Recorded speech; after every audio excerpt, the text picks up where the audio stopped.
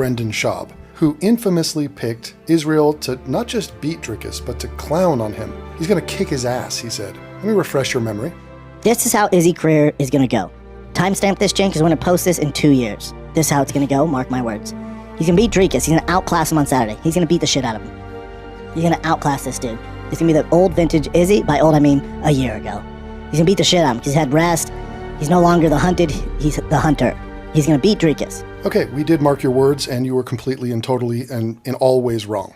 Just a complete flabbergasting, horrible prediction. Israel got outclassed, got beaten up, broken, and he tapped out. He begged for the ref to stop the fight because he was about to die. Dricus dominated the man. Yes, it was competitive, good fight, he lost it. Fair and square, had a year to prepare, the whole thing, it was a debacle. So, Brendon gets called out by Dricus, which is fantastic.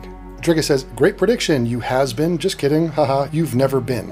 As in, you never sniffed the championship, you're completely effing wrong, you're a dick rider for Izzy because of clout or because of Rogan or just, I don't even know why. He's your friend, I guess? Not really. And so, you're kind of a scumbag. You publicly were wrong, you were disrespectful about it, and even after the fact, and this is what we come to today, Brendon tries to cope. He tries to pivot, he tries to minimize this, he gets on his show, and it's a bewildering display of trying to get a W off a loss. Let's watch.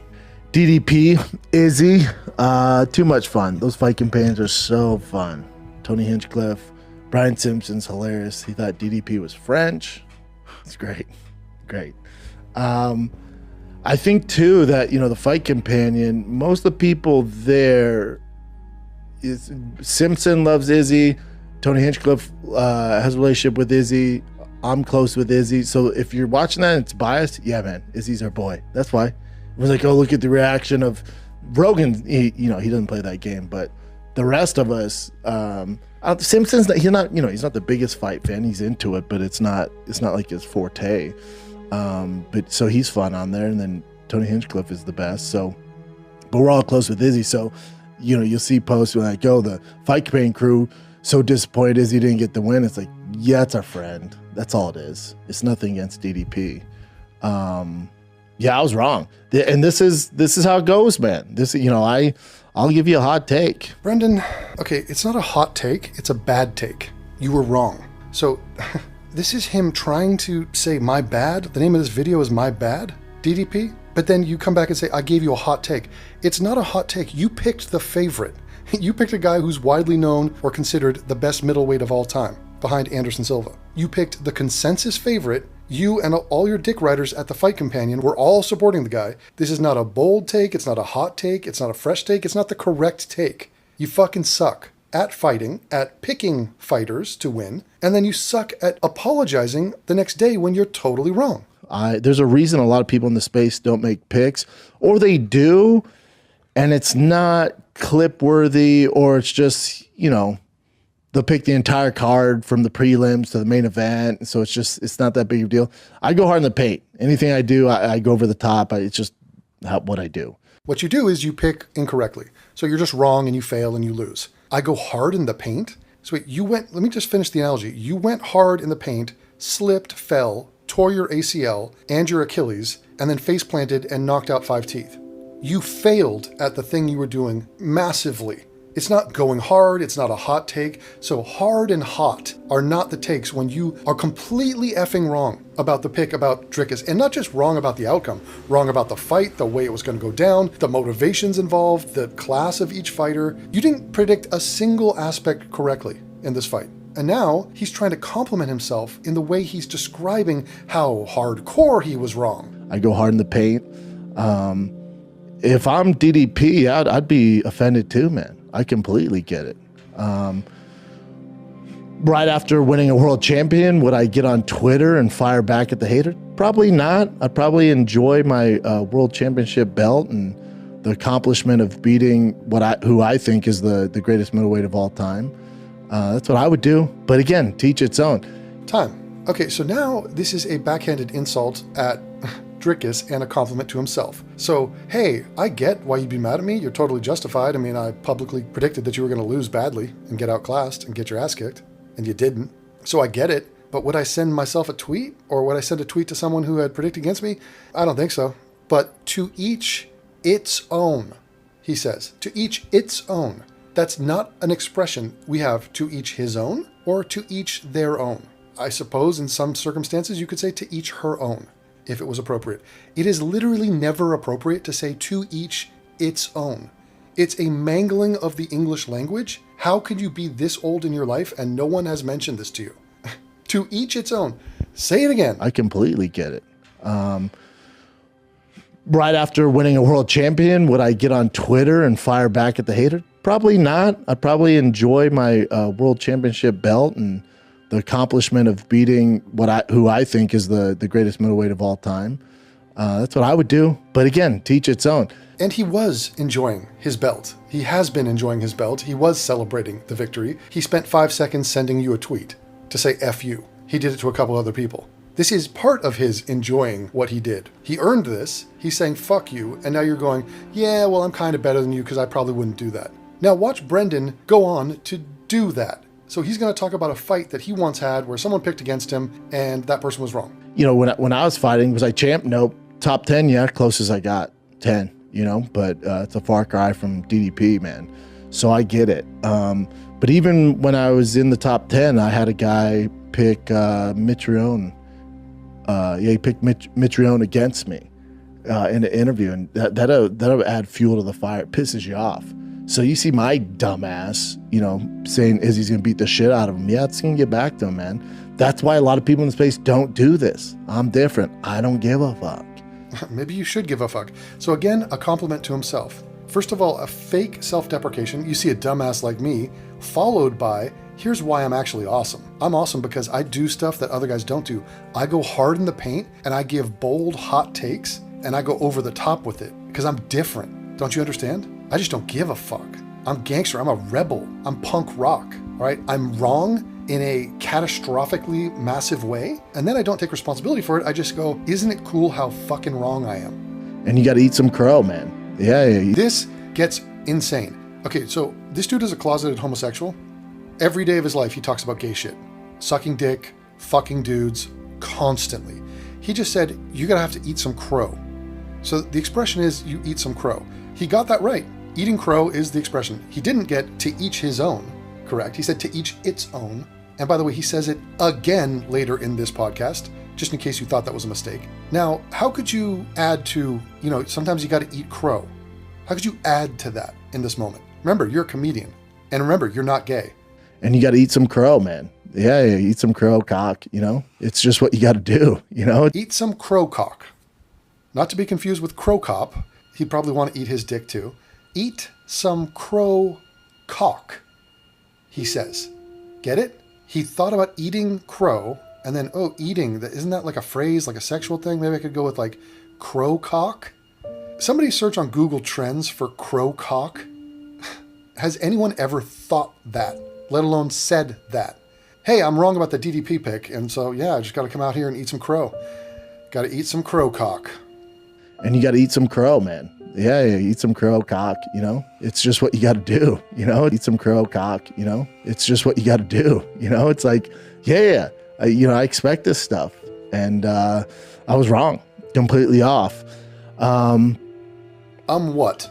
How are you going to pivot that? So now here comes more disrespect to DDP. So he beat the guy who you think is the greatest middleweight of all time. You're totally, completely wrong. He's not. The guy is completely overrated. He's nowhere near Anderson Silva, and DDP is simply better than him. You know, it wasn't a case of like Izzy versus Strickland, where Izzy didn't show up and Strickland beat the brakes off of him, and it was like a shell of what we're used to. Izzy did show up. He was totally prepared for that fight and just got beaten fair and square by a guy using the Philly shell. So it's not that Izzy was bad. So he doesn't give respect to Strickland. Oh, that was just Izzy not taking it serious. So this is the cope. This is the pivot. This is the pathetic nature of this chump. DDP beat, man, one of the best versions of Izzy I've ever seen. Like, kudos to him. And I was thinking about it, even after the campaign, or even during the campaign, I was like, I just can't, like, it's not that I can't give it up. I recognize, you know, a champion when I see one. In the moment, when you watch DDP fight, if someone came to you and was like, what's he do that's world class? I'm like, I don't know. I don't know. Well, he's a world-class striker and grappler and mixed martial artist. His heart, his cardio, his game planning, his fight IQ, his toughness, his durability, his chin, his will, his heart. He has power, he has technique, and he has violence. I mean, what do you mean, what does he do that's world-class? He's the goddamn champion of the world. Everything he does is world-class. So I spent Sunday night reviewing all DDP's fights from KSW to his fights in the UFC, looking at his 2 losses. Yeah, and one of his losses, he was a teenager. It was a miracle he was in that fight, and he lost to a champion, and he was winning that fight. So it's a completely legit loss. And then the other fight, he got knocked out a series of punches. He came back to beat that guy and knock him out. And there's a common theme. Like, if there's a common theme, the guy's an absolute winner. And if this is a video game, DDP is, if you're given, I don't know what EA Sports rankings they give him. I don't give a shit about that. But if you look at just everything that he does, everything's an 8. You give everything about an 8. Cardio 8. Striking 8. Grappling 8. Wrestling 8. And then over here, the ability to win, a 10. Okay. Well, I guess all the other rankings and categories don't really matter if there is a category called ability to win and you have a 10. I guess we can just ignore the others. Also, your assessment of him having an 8 is ridiculous. Okay, this is not an average fighter. He is excellent at everything he does. His punches, his kicks, his grappling, his takedowns, his takedown defense, his jiu-jitsu. He just subbed your boy. He's an 8. He's an 8 on everything. And what is he, a 10 on everything? Then how did he beat him? Oh, right, he has that one category, ability to win, and he's got a 10. So what is this diss that you're trying to, like, here's a guy who just, all he does is win. He beats everyone you put in front of him. He knocks them unconscious, he pummels them, he subs them, and you're like, yeah, I'm just not sure about the guy's ability. Like, what? So even the day after, where you're eating crow cock, you're still unable to cope with the reality of what that guy did, and who he is, and what he's about. So what makes DDP special, when again you look at KSW, which is a hell of an organization, and he was a champion there. Look at his UFC fights, you know, just he's the best in the division at figuring out a way to win. And the thing he has over all these other opponents that I've watched is he's impossible to prepare for, because this is dumb. Do you know what the reason he's about to say? He's impossible to prepare for because he does 2 things, striking and grappling. It's 2024. You're talking UFC, MMA, mixed martial arts. They all strike and grapple. This is not a curveball. It's not a surprise. It is the dumbest take from a wannabe commentator to say it's really hard to plan for this guy because he knows how to wrestle and shit, and he's got grappling and striking. The fuck? You can't be this stupid. When you're fighting Izzy, you know it's going to be a striking match. When you're fighting Strickland, you know it's going to be a boxing match. When you're fighting Hamza, you can expect some wrestling. You're fighting Bo Nickel, you expect some wrestling. Sorry. These kids, man. He's just smiling, dude. Yeah, these kids. So when you're fighting these other guys, you can. There's one thing they're very dominant at, and you can game plan for that. With DDP, because he's so well-rounded, he's tough to prepare for because he's going in there and he makes it a straight-up fight. It's not. It's tough to prepare for DDP because he's coming to give you a fight. As opposed to every other UFC fighter who come there to put on a performance of modern dance. It's not the sexiest thing. You can point out certain flaws about him, you know, when he's blitzing and when he misses, boy, does he miss. And you're like, God, his technique's awful. On certain times, like when he blitzes and he misses and his head's over his feet and he's swinging and you're like, God, that's world class. And the answer is yeah. The answer is yeah. So if a guy misses, then he's not world class. He blitzed and you would deny that he would make contact. You're like, oh, that didn't hit him. And it did hit him. Yeah, his aggression sometimes doesn't connect, but it's all part of a master plan. He is asserting himself. He's going forward. He's looking for openings. And sometimes he does hit and does connect. In fact, he does that every fight. So the idea that you're going to shame a guy for missing, it's like, dude, Israel misses all the fucking time. You're not mentioning it because you don't care, because he's your guy, because you're a fucking idiot. Drake, I posted this before. I said, ooh, me and Drake pick Izzy. Anytime you see that, it's not good. If me and Drake have the same picks, it's not good. Granted, Drake flips a coin or like, you know, he likes Izzy's shoes, so he picks them. My picks are a little more calculated. I'm biased as shit though. But anytime it's me and Drake, bet against us. This is well documented. Yeah, Dricus. You never get it right. Okay. It's MMA, man. It's fucking It's 50, tough. 50. And I'm biased. It's tough and then biased and then also yeah, shit happens. Dricus did tweet at Drake too. He added him, said like, "Thank you." Wow, that's an old school Chinese face. That is Ming Dynasty.